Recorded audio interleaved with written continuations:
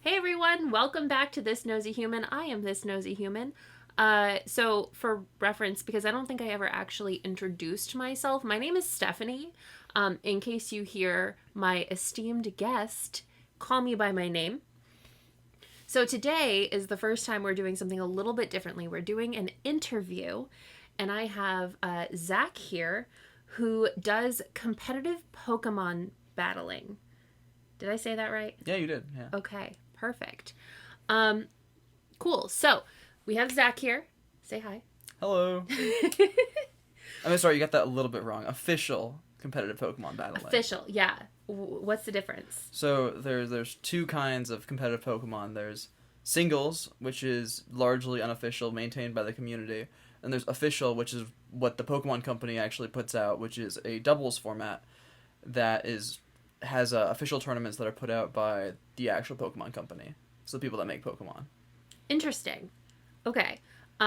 So assuming that nobody knows what you're talking about, Yeah. what are singles and what are doubles? Okay. Well, Pokemon's a strategy turn-based RPG where you have one of your many little creatures called Pokemon battle against your opponents, also Pokemon.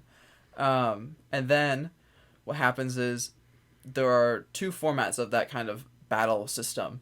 Singles is where there will be one Pokemon on the opposing side at one time, and you'll have one Pokemon on your side. In doubles, you'll have two Pokemon on your side, and the opponent also has two Pokemon on their side. The other difference between competitive, official competitive, and non-official is that in official competitive, it's doubles, and you also bring six Pokemon, but you only select four of your six to bring to any one battle.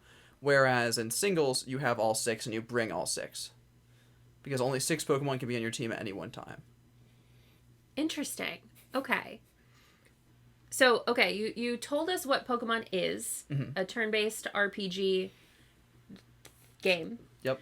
Now, you've been playing this franchise for a long time. Yeah. What is the first game you played? What was cool or unique about it? What did you like about that particular game? So, I started playing in Generation 4. My first game was Pokemon Platinum. And it predates a lot of my friends started playing the game by a fair bit, because a lot of my friends started with Gen 5 and Black and White.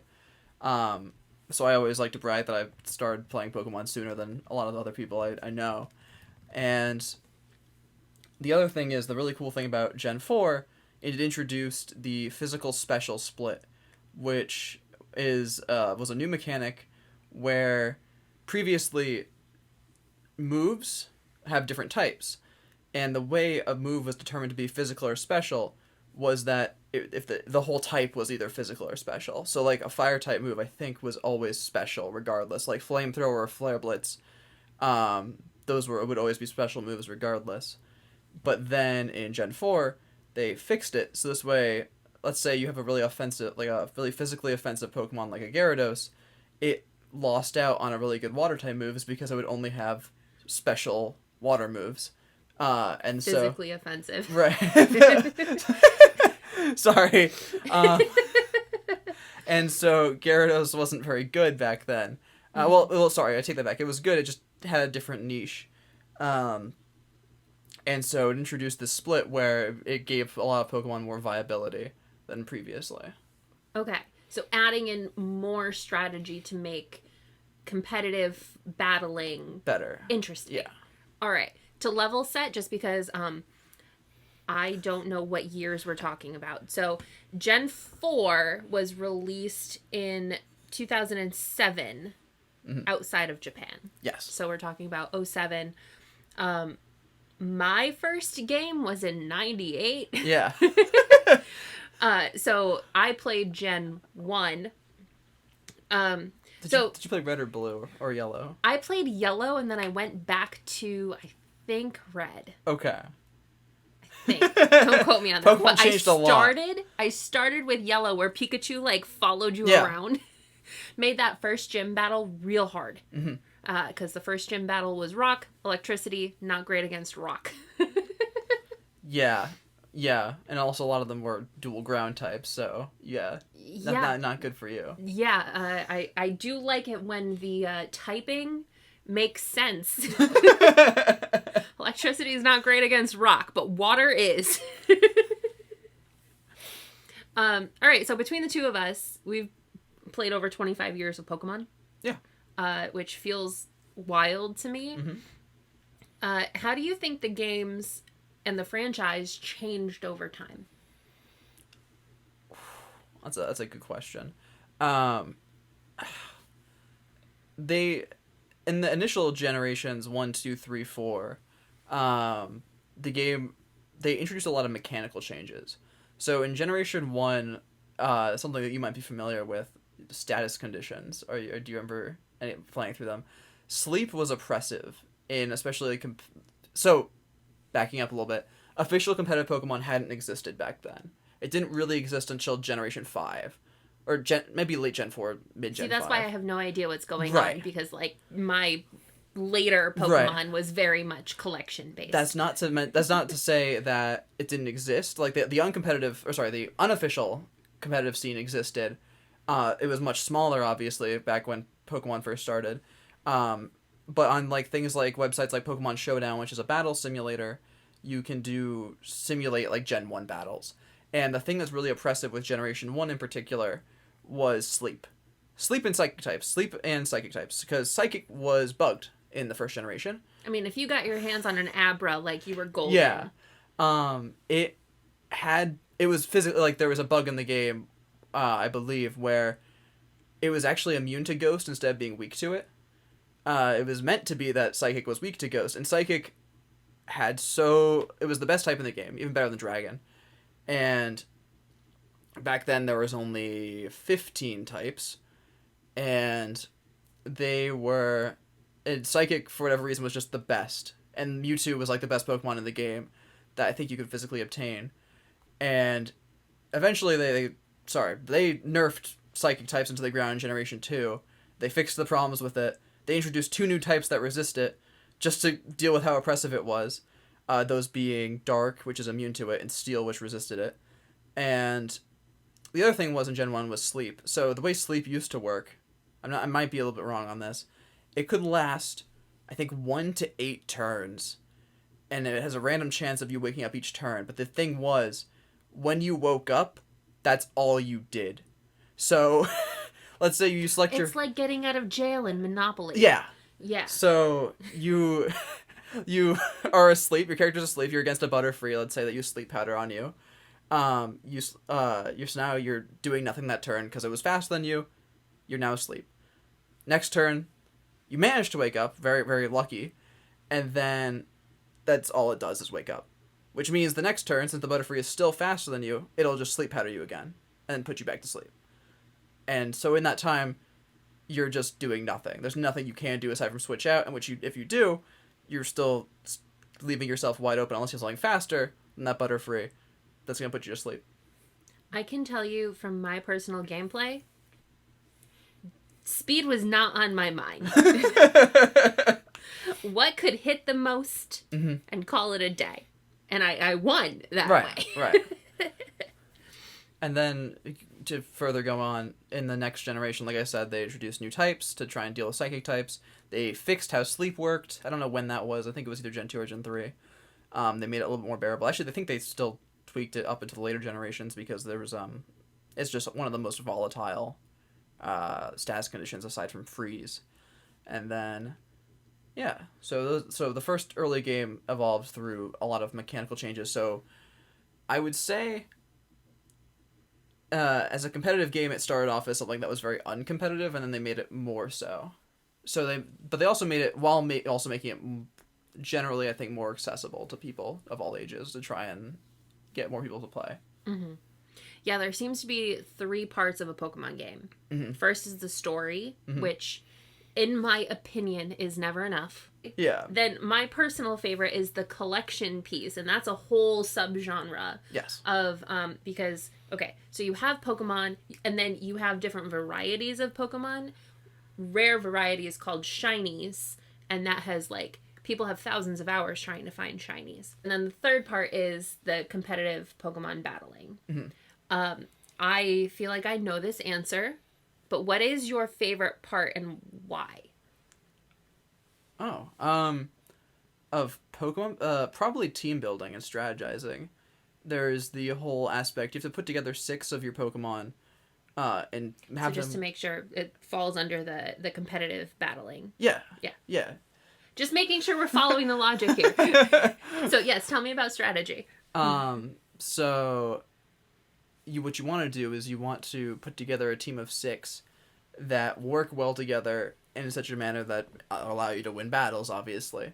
Um, and usually I like to try things that are a little unorthodox in terms of team style.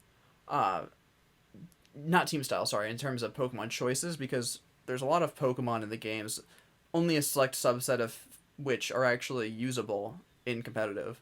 Like, yeah, by usable, I mean you can use any Pokemon that's in the game, they're not very good. Mm-hmm. They're not what people would call meta. Mm-hmm. Okay. So you like unorthodox strategy. Can you tell us a little bit about your process in putting together a team, putting together a strategy? Like, how does that actually work? Yeah. And how much time does that take? Oh, okay. So usually I'll break it down by what archetype I want to go for, because there's archetypes of teams that you'll put together.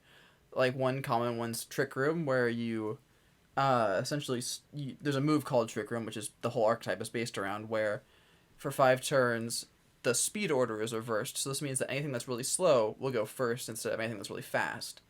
I can And see that causing a monkey wrench in somebody else's right, right, plans.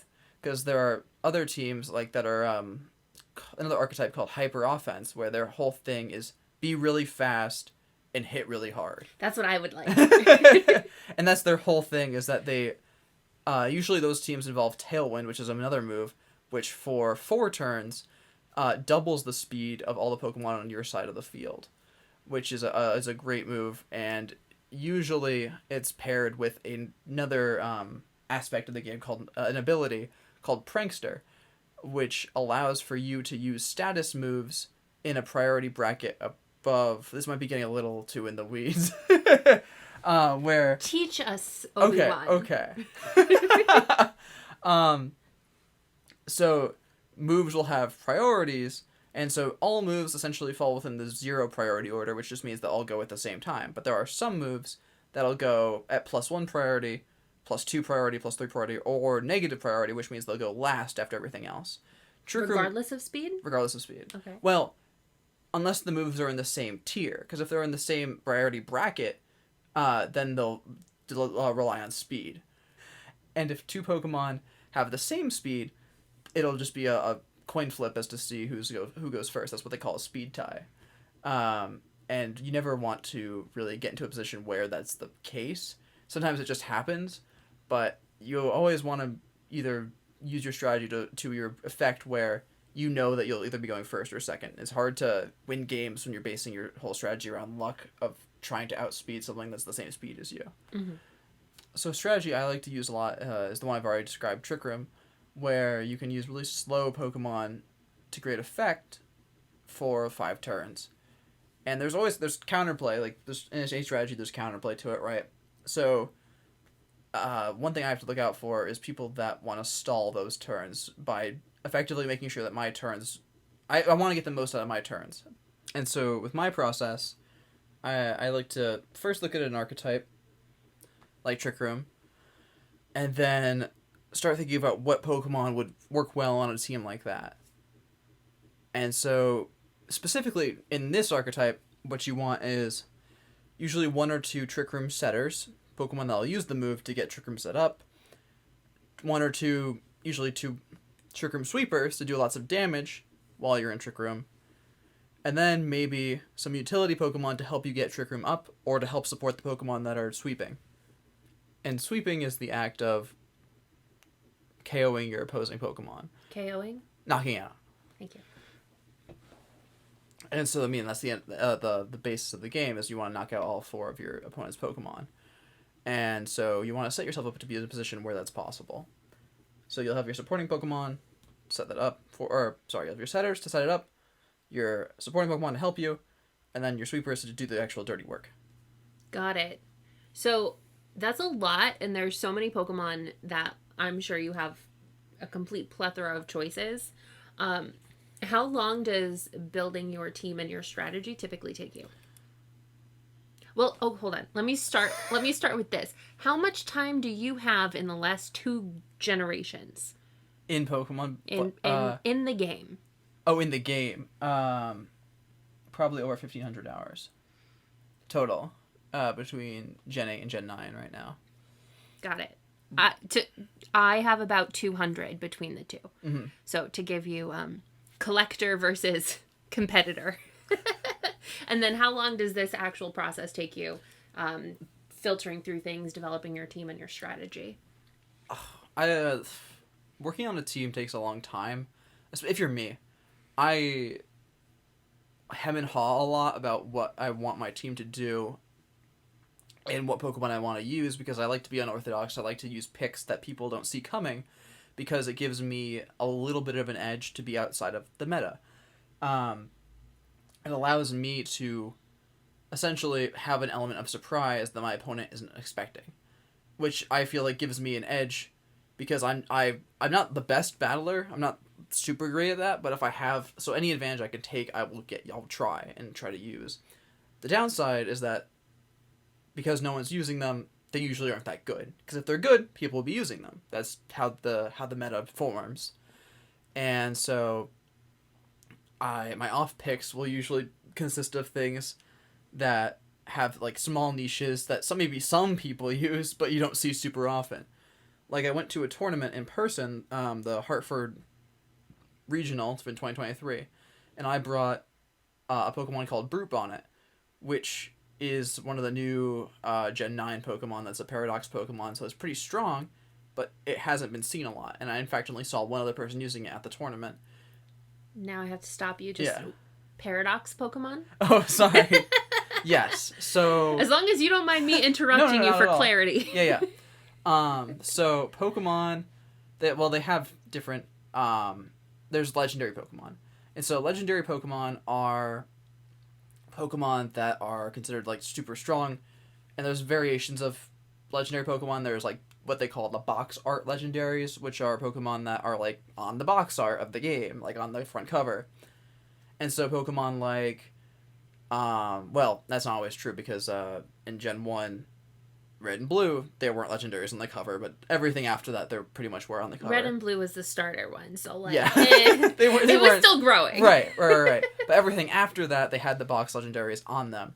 Gold and Silver had Lugia and Ho-Oh on them, not respectively. Inverse those, and you'll get the right ones. Gen 3 had Groudon and Kyogre on them. Gen 4, Dialga, Palkia, you get the idea. And those ones are the really strong ones that are usually not available for competitive play until later in the competitive season, usually after the first year that a game has been out, that they'll introduce those to competitive play. But earlier, they'll introduce legendaries that are not box art legendaries. They're usually lower class of legendary, which is weird to think about. Mm-hmm. But they're a significantly lower power level, and so those will usually be introduced throughout the game, and you'll collect them at some point. So think like the legendary birds in Gen 1, like Moltres, Zapdos, and Articuno. And then in Gen 9, the ones that they have introduced are the Paradox Pokemon, which are Pokemon. So what they did was they took old Pokemon designs and essentially revamped them to be based on either the past or the present, past or the future. And so Brute Bonnet is supposed to be a past version of the currently existing Pokemon Amoonguss. And Amoonguss is a Pokemon that has seen a ton of play over the years, ever since Gen 5, the generation came out, because it fills a very good support niche. But Brute Bonnet, they took it, changed it a lot, made it more physically offensive, made it more of a sweeper than a... What? What? Sorry, physically offensive just amuses me. Like, I'm expecting this Pokemon to be hideous. No. I mean, a little bit. I mean, he does look a little ugly, this one. This one does look a little ugly. And so, he's a mushroom, he's a very angry mushroom. And... Don't do drugs, kids. So instead of a supporting Pokemon, he's used as a sweeper. But what I did was I turned him into a supporting Pokemon. I used him like anyone else would use an Amoonguss, simply because I thought it would be more interesting that way. Because it does have better stats than Amoonguss, and it does have a lot of the same bulk, but it has different typing. Uh, it goes from Grass Poison to Grass Dark, which isn't as good for the fairy types in the tier, which causes a whole bunch of issues that I wasn't expecting. But in any case, I was able to utilize it to much the same effect that Amoonguss is used.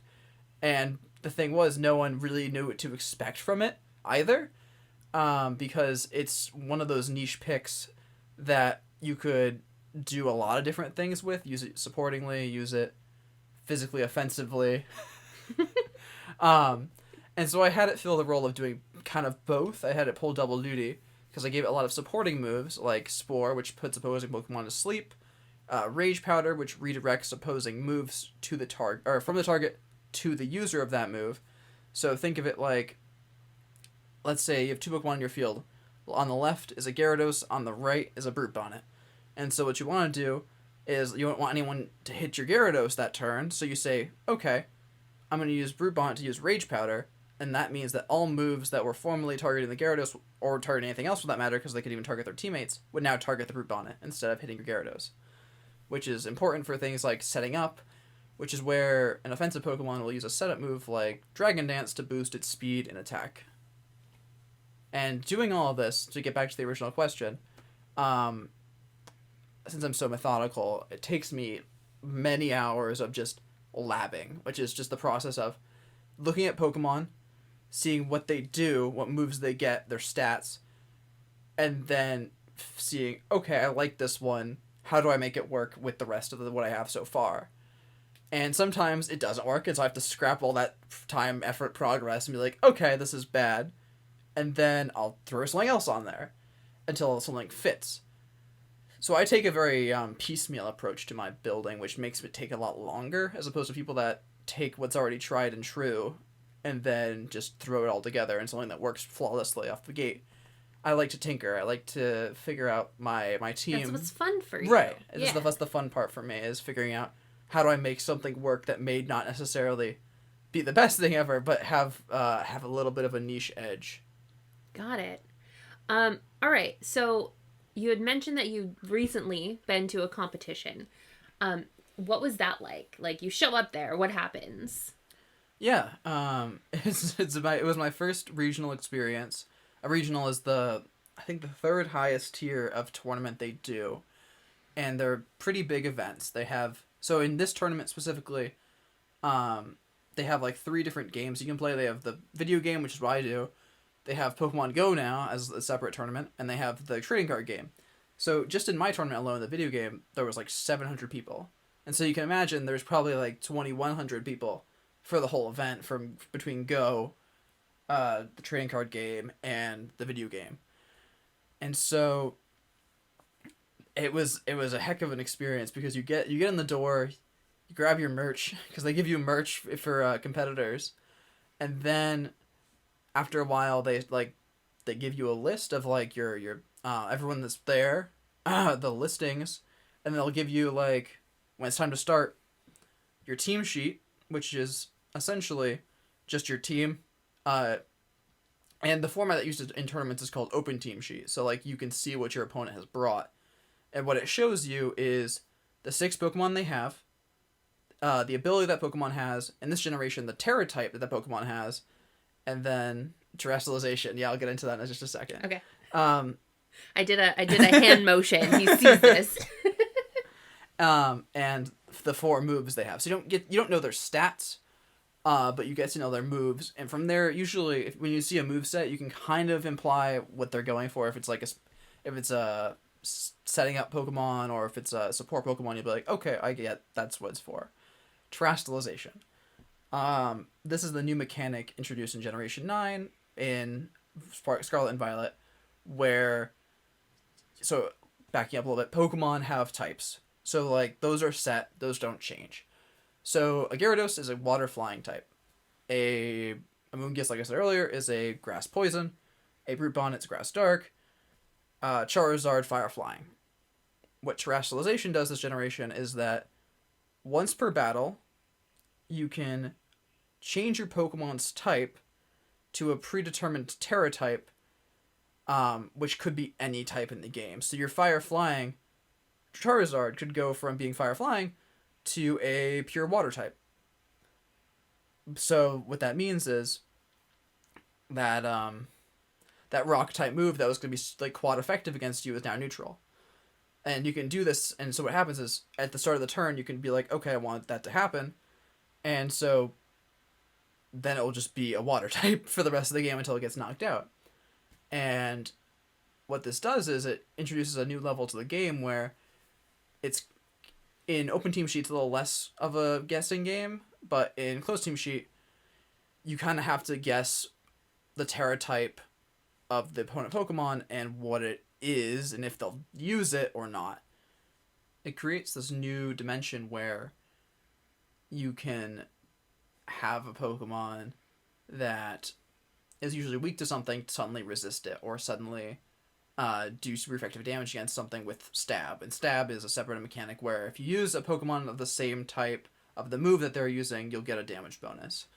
And so it's crazy. So like you can have that Charizard become a Water type, and then another thing they introduced on top of Terrestrialization is a new move called Terra Blast, which is usually an 80 base power special move that until you Terrestrialize, or that's normal type, that until you Terrestrialize is that, and then when you do, it becomes the type of the Terrestrial type that you are. So like let's say you're that Water type, so then the Charizard could use an 80 base power special Water move. Which is kind of 80 base power good, bad? Oh, sorry. So 80 is pretty, for competitive play, middle of the road. Okay. It's better than a lot of moves, but usually a lot of moves that I look at are in like the 80 to 120, 30 range. So it's on the lower end, but it doesn't have any drawbacks either, because most of those moves that are higher power typically have drawbacks associated with them. Got it. There's a lot to like think through in this. How did you do in that competitive in this? Really bad. Really bad. So the team I brought was, let me see if I can remember it all off the top of my head. Gyarados, Corviknight, Brute Bonnet,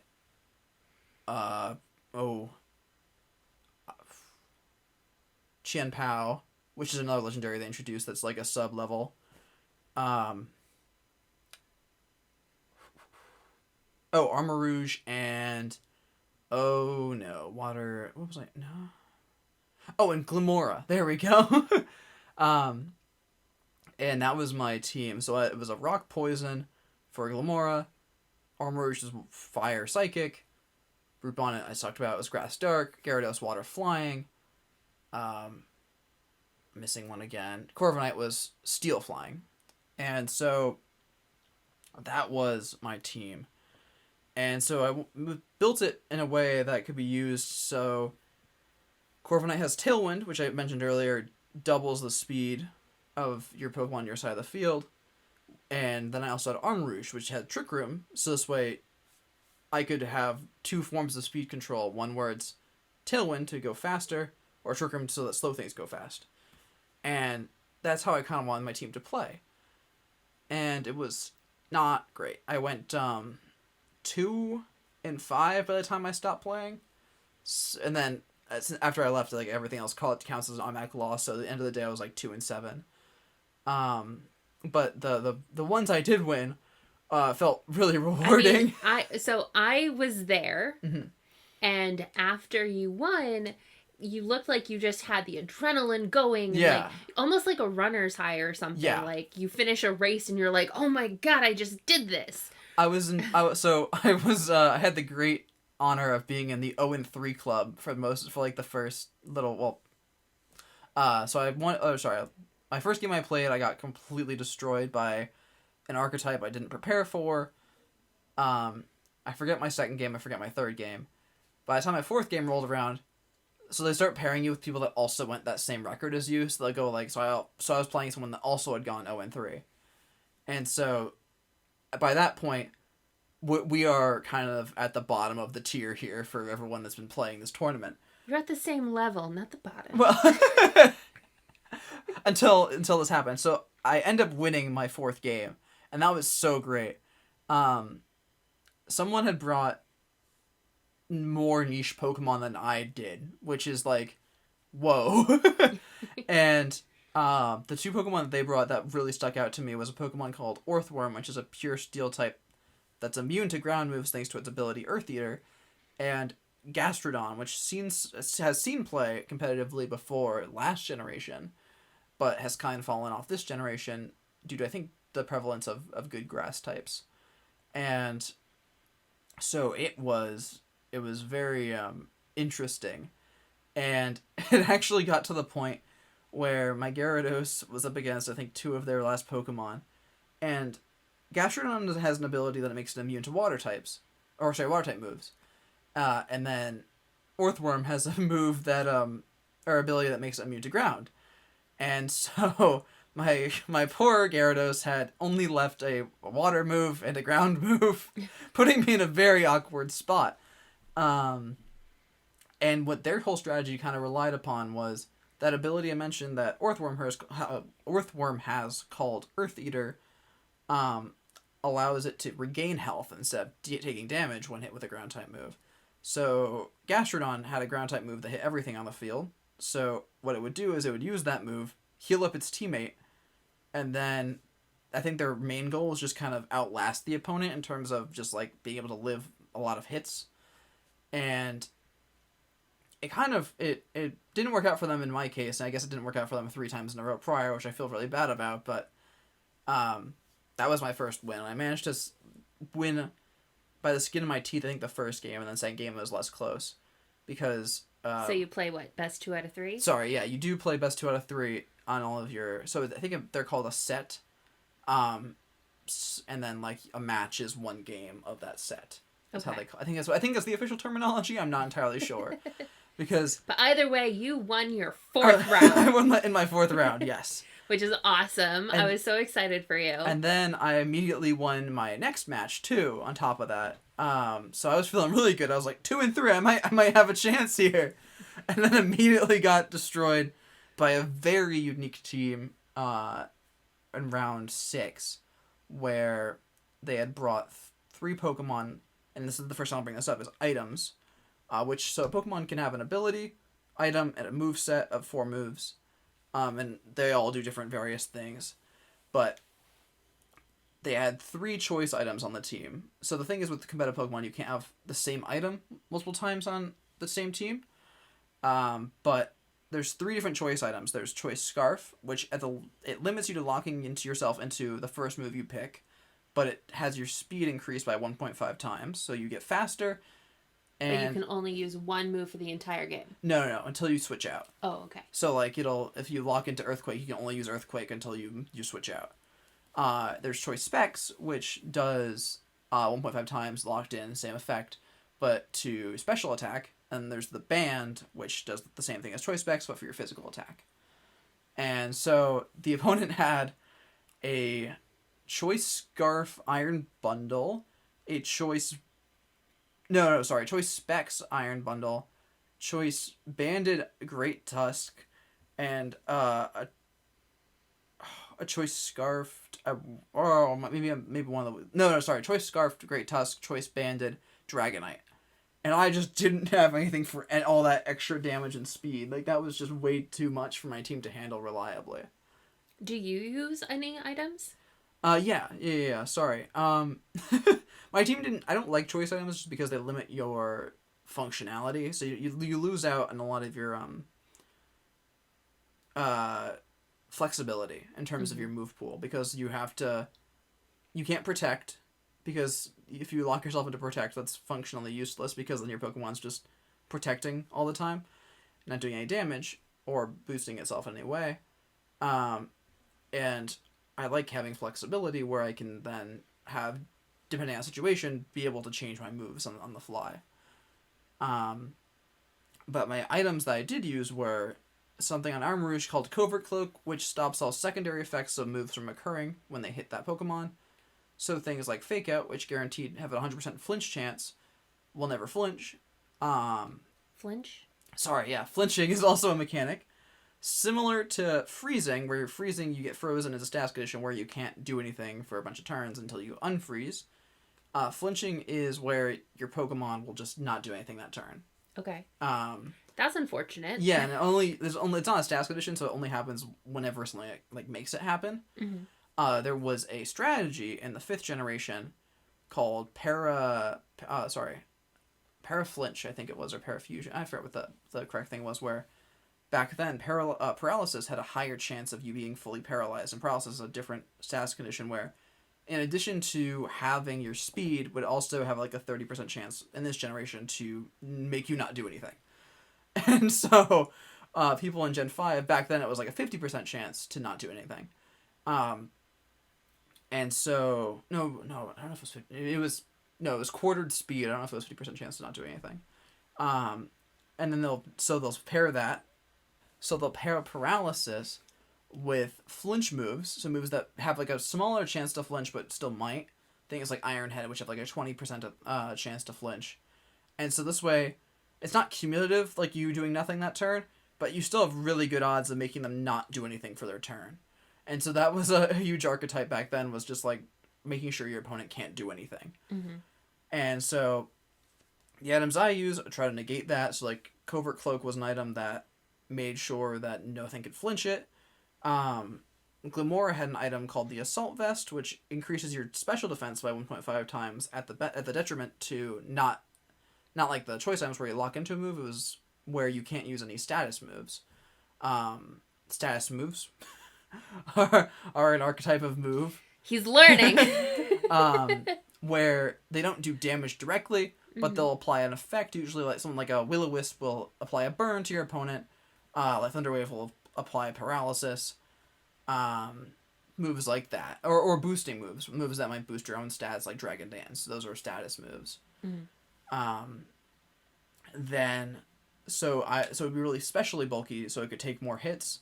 Because the whole point of Glimora was to kind of stick around long enough to do just enough damage to the opponents. And also it had a move to apply poison, which is another status effect. Which is the most simple out of all of them, where poison just does damage over time to your opponent. Poison does 1/8 of your opponent's HP at the end of every turn. And other effects have a similar thing, like Burn will have your opponent's attack stat and also do a 1/16 of damage at the end of each turn, as opposed to 1/8. So it would do less damage over time, but it have that secondary effect of making their physical attack much weaker. Another item I had on like Chien-Pao was something called the Focus Sash, which is an item where, if held, any move that would guaranteed knock out the Pokemon holding it would instead live with 1 HP. So this way, anything that might hit it, it would like usually guaranteed to live till the end of the first turn that was out, unless someone like hit it twice or hit it with a move that hits multiple times, then it would work for that. But it would essentially ensure that it would stay on the field for at least one turn, which was important to me because it had a move called Haze, another status move, that resets all of the stat changes on the field. And so like when I said like Dragon Dance boosts your stats, so let's say you had your opponent boost their stats up, it'll reset all their stat changes back to 0. So they'll be back to what they originally were. I could see that being very useful. Yes, and especially in early regulations of Gen 9, there was a duo that was very prevalent called Tatsugiri and Dondozo. And what that would do is when they're both on the field at the same time, Tatsugiri would jump into Dondozo's mouth. Yeah. And then it would give Dondozo +2 stat changes to every stat that can be changed. So it would buff it immensely. The downside being that Tatsugiri, while in its mouth, can't do anything, so you're effectively in a 2v1, so 2 Pokemon in your field against the 1 Dondozo on the opposing side of the field. But your Dondozo is much more strong. Right. Okay. And so people kept thinking of creative ways to try and shut it down. Haze was being the move that was the most used to try and deal with it, because then it would reset those buffs back to 0. But then would it still be in his mouth? Yes. Okay. So it'd still be a 2v1. It would just But be with weaker. no, yeah, With no okay. benefits. Yeah, I could see that being a... And when you knocked it out, it wouldn't knock out both. So it would get out of its mouth, and it would be on the side again. But the issue, so what you... I can't wait to find the image of this. What you want to do is you want to find out a way to get it low, Dondozo low enough to knock it out, and then the same turn when because it'll jump out of its mouth as soon as it goes down, also knock out the Tatsugiri, that once it leaves, to try it so you get both in one fashion. But there was the reason why this on its own wasn't super terrible, but there was another Pokemon that made this really, really bad. So they would give the item Toxic Orb to Tatsugiri. So this way, while it was in its mouth, it would kill itself. Which is weird to say. It would knock itself out while in Dondozo's mouth. And so Dondozo would still have the benefits, but then you were free to swap in another Pokemon on the side. And so what they would do is they'd have another Pokemon that hasn't seen much use after this, by the name of Flamigo, which looks like a pink flamingo, but it's a flying fighting type with a new ability called Co-Star. And what it does is when it enters the field, it gets all the stat buffs that the ally has. So then with the Dondozo at the being +2, +2, that would have +2 too. Right. Yeah, I could see that. Okay. And so it would then be very hard to stop unless you had something like a Haze user to deal with it. And there was a bunch of creative variations on this. Like one of them that I saw was Tatsugiri. The opponent would lead Tatsugiri with Endure. So the Endure is a move that allows it to survive the turn with at least 1 HP, similar to a Focus Sash, but as a move. And then next to an explosion using Pokemon. So then the Pokemon on the left would explode, and an explosion hits everything on the field, including your teammate, dropping Tatsugiri down to 1 HP, while also doing a lot of damage to your opponent. Tatsugiri is down to 1 HP. It then dies from its Toxic Orb. Sorry. Then Dondozo gets swapped in for the exploded Pokemon, gives the buffs, Tatsugiri goes down the next turn, and then you instantly have that Co-Star Pokemon back up, that little Flamingo. And so it would be very oppressive, and so it would be very difficult to win without having at least some condition or some contingency plan for dealing with that duo. And now here's the thing. I didn't face that duo one time during tournament at all. So in the tournament, right, you come into the whole thing with your 6 Pokemon. Yep. So regardless of what other people have, those are your 6. You can't change them. Nope, not at any point. At any point, which I feel like can be challenging to come up with different things. Right. And you have to know what to expect going in. Which sounds hard. It is. I had built my team to more or less perfectly counter one of the most common team types that had been established, and I saw zero of it in the tournament. And instead, I saw something that I hadn't prepared for, that I faced twice, that I had no idea would be such a threat, which was snow teams, which are... There's weather effects in Pokemon. There's 4. It just keeps getting more and more complicated. There's so many layers to this game. There's sand, which is like a sandstorm effect. There's snow, which formerly known as hail. They changed it in Gen 9 to be snow. There's sun, and there's rain. And so, snow teams give a passive benefit to any ice types on the field. So when snow is up, it'll give a 1.5 times defense boost to any ice types. And it also makes sure that a move called Blizzard is 100% accurate, which is really bad because Blizzard is a spread move, so that means it hits... Okay, sorry, so there's 2 kinds of spread moves. There's ones that hit solely your opponents and one that hits everything. Blizzard's one of the ones that hits solely your opponents, which is really good. And so now it's an 110 base power move, which is one on the higher end, going into both of your Pokemon. And they introduced a very fast, very powerful ice type that I mentioned earlier, Iron Bundle. And I had nothing faster than Iron Bundle. I had nothing that could easily deal with it. I had nothing that was really good against ice. In fact, I have, I think, exactly one Pokemon that's resists it on my team. And everything else was either weak or neutral. And so it's a really powerful move that does really good damage even into neutral targets. And I just had nothing for it. And I would get steamrolled each time I saw it. I was like, I mean, it happens, right? You don't think of it. There it is. It shows up. It gets you. And I did not have anything prepared. Yeah. I must have been... It sounds hard. It is hard. And I think if somebody who's watching this and listening to this gets anything out of this, I hope they get how complex it is, along with your passion. Yeah. Because you have a lot of passion for this, and I adore that about you. So because of how much work it is, because of how complicated it is, do you believe, and what is your definition of, so do you believe Pokemon is an e-sport, and then define your version of e-sport? Yes and no. They're not a big esport. And I think esports, from what I've been hearing, are kind of going the way of the dodo. But I could be wrong. It's an interesting one. They, like, some people, there are, like, I guess, quote-unquote teams that sprung up, like, but it's, since Pokemon's a single, it's not like a team esport, it's a, it's very it's like a player versus a player. Sport. Yeah. I mean... It's like chess. And so, yes, it's an esport because it's an electronic game that's, it's like, gets as much coverage as a sport sometimes. I think they stream their matches, not all of them, but like the top performers of like a championship will get streamed.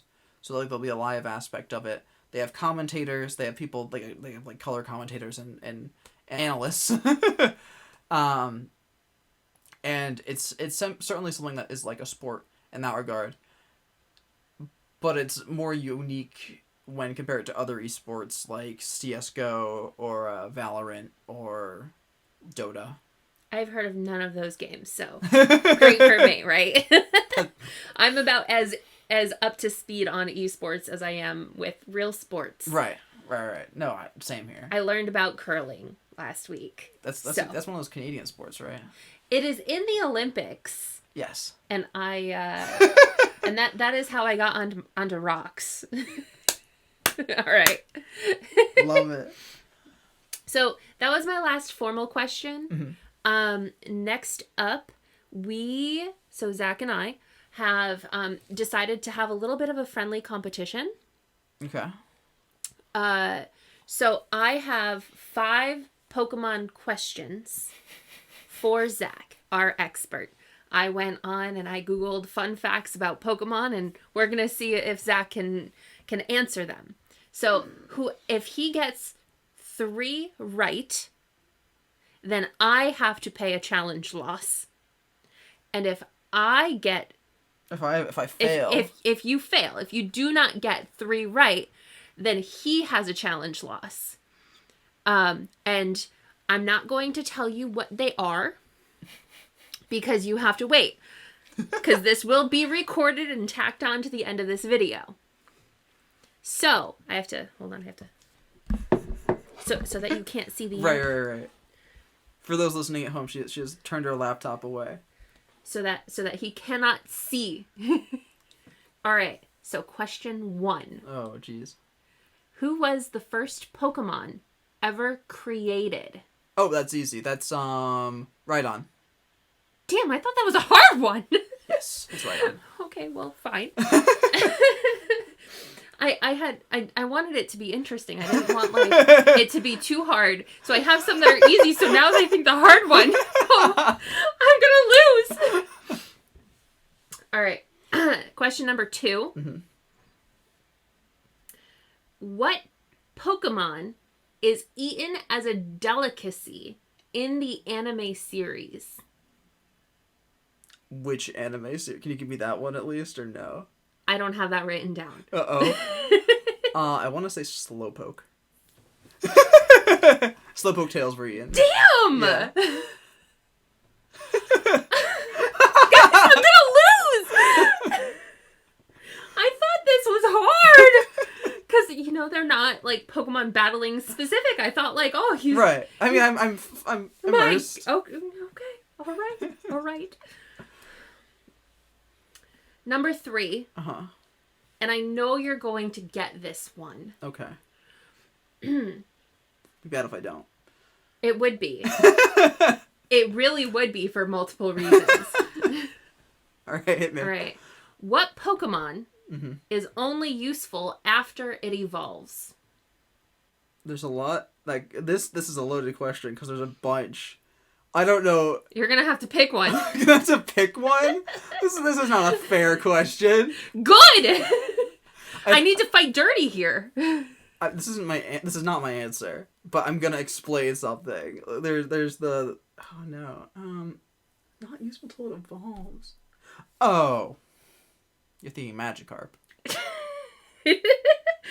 The reason why this was a really supposed to be an easy one is because Magikarp only has Splash. Splash does nothing. Hey? Then it evolves into Gyarados, which is a Pokemon that Zach here loves. This question is technically wrong, by the way. I'm gonna argue with you on this.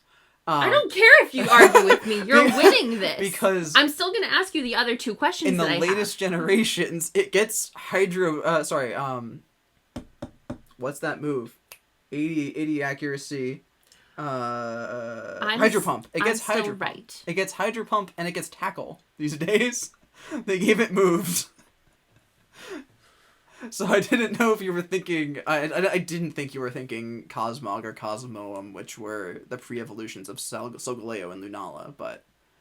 All right, next question. Because you've already won, but I want to ask you all 5. So...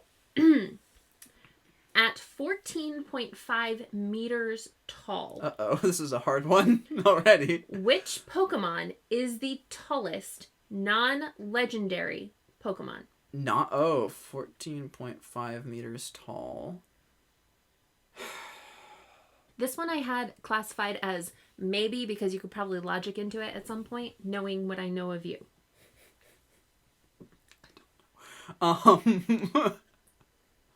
How new was this article you found with the fun facts on it?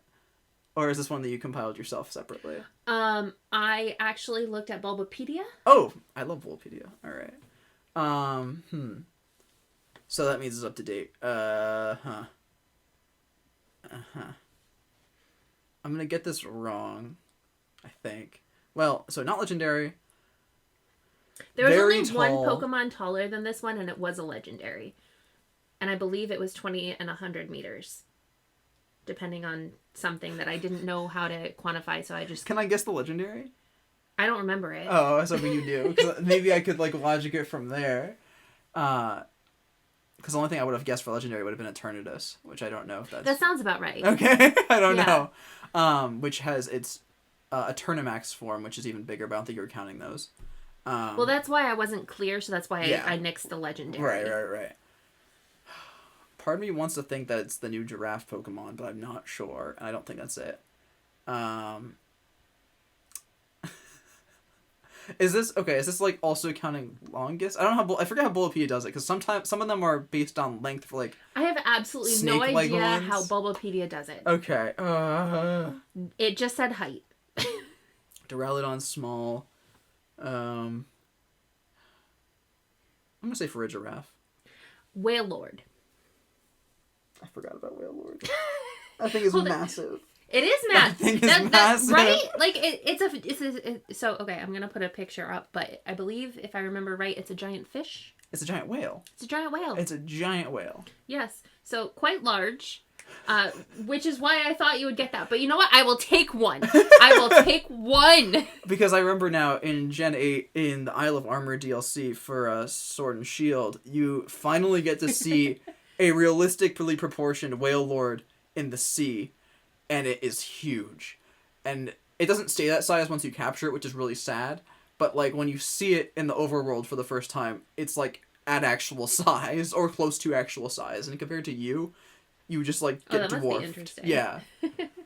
All right, the last one that I have is about your favorite Pokemon, Gyarados. Alrighty.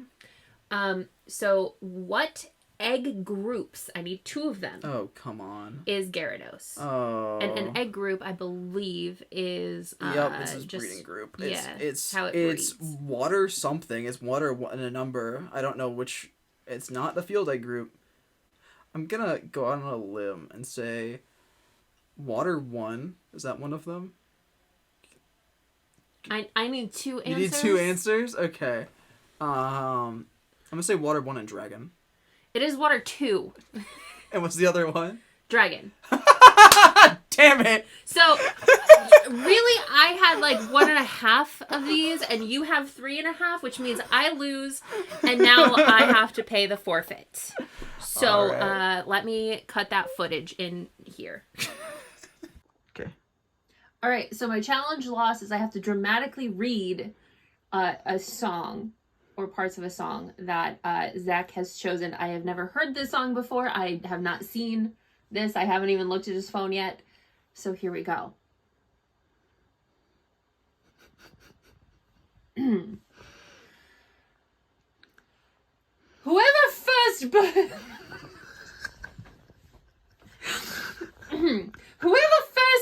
restrooms with reflective tiles deserves quite an enthusiastic hand. You're right.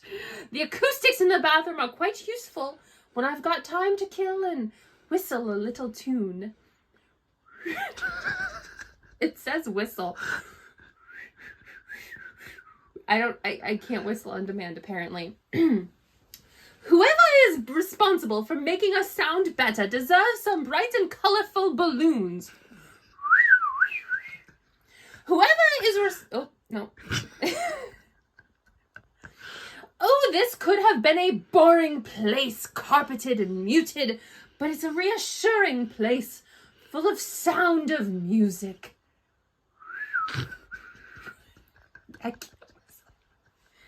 Did I complete the challenge?